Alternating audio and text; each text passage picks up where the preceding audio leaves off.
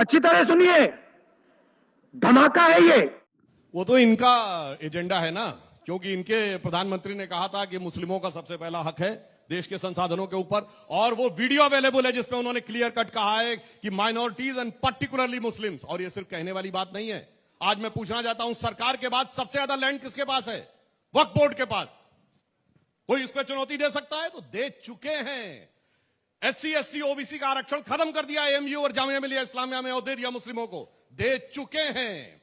इन्होंने आंध्र प्रदेश में 10% आरक्षण दिया, हाई कोर्ट ने रोक दिया। कर्नाटक में 10% दिया, अभी हमारे ओबीसी कमीशन ने रोका है। ये कर्नाटक में सारी ओबीसी जातियों को, मुस्लिमों को ओबीसी में लाना चाहते हैं।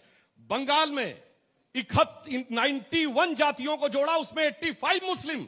पिछड़ा वर्ग आयोग ने पूछा ये कैसे हो गया, तो कहते हैं ये पहले कन्वर्ट होने से पहले इस जाति के थे। तो पूछा इतना कन्वर्जन कैसे हो गया, तो चुप रह गए। तो ये हकीकत में दे चुके हैं, ऐसा नहीं कि ये देंगे। और आज तो इनके जो बोल दिए भाई हाईटेक गुरु, वो तो कहे कि अब तो एक्सरे बता दिए कि एक एक की संपत्ति का एक्सरे करेंगे।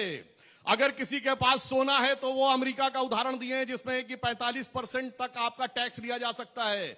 आपके घरों का सोना, जो प्रधानमंत्री जी ने कहा, और विरासत पे टैक्स लगेगा।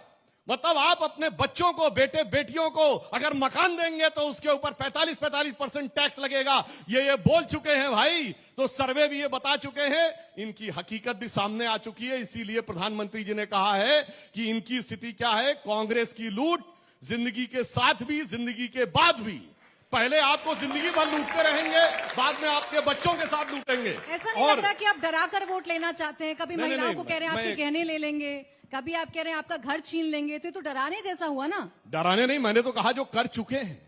मैंने कोई बात, क्या वक्फ बोर्ड को पैसा दे नहीं चुके हैं? और आज वक्फ बोर्ड रूल में क्या है, अगर हमारी सरकार नहीं आ गई होती तो 2013 में उन्होंने रूल बना दिया था, आपकी संपत्ति पे क्लेम कर दे आप कोर्ट नहीं जा सकते।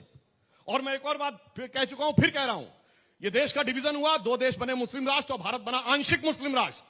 हम इसको ट्रू सेक्युलर राष्ट्र बना रहे हैं। अन्यथा मैं चुनौती से कहता हूं, दुनिया में कोई सेक्युलर देश बताइए जहां शरिया को कॉन्स्टिट्यूशन वैलिडिटी प्राप्त हो। यहां अगर शरिया और सुप्रीम कोर्ट में मतभेद हो जाए तो शरिया सुप्रीम कोर्ट से ऊपर, शाबानो केस। कोई ऐसा सेक्युलर देश बताइए जहां वक्फ बोर्ड हो, जहां ट्रिपल तलाक हो, जहां हलाला हो, जहां मेहरम हो, जहां हज सब्सिडी हो, मौलवियों को तनख्वाह मिलती हो। हमने उसको सेक्युलर करने का प्रयास किया है, इसलिए जलवाए जलाल कम हो रहा है, इसलिए इनके पेट में दर्द हो रहा है। और मैं अंत में कह दूं, ये जिस प्रकार के आंकड़े कोट करते हैं, ये जानी अनजानी संस्थाओं के, तो पता नहीं भारत को क्या क्या कर देते हैं। मैं तो कहना चाहता हूं, IMF, इंटरनेशनल मॉनेटरी फंड की चीफ क्रिस्टिना जॉर्जिया का 3 महीने पहले का बयान है कि भारत 15% ग्रोथ रेट के साथ वर्ल्ड की ग्रोथ रेट का एक इंजन साबित होने जा रहा है। तो हम कह सकते हैं बढ़ रहे हैं हम प्रगति की ओर, उस रफ्तार से कर रहा है विश्व भी हमको नमन। ठीक है, समय बहुत ही सुंदर तरीके से आपने खेला।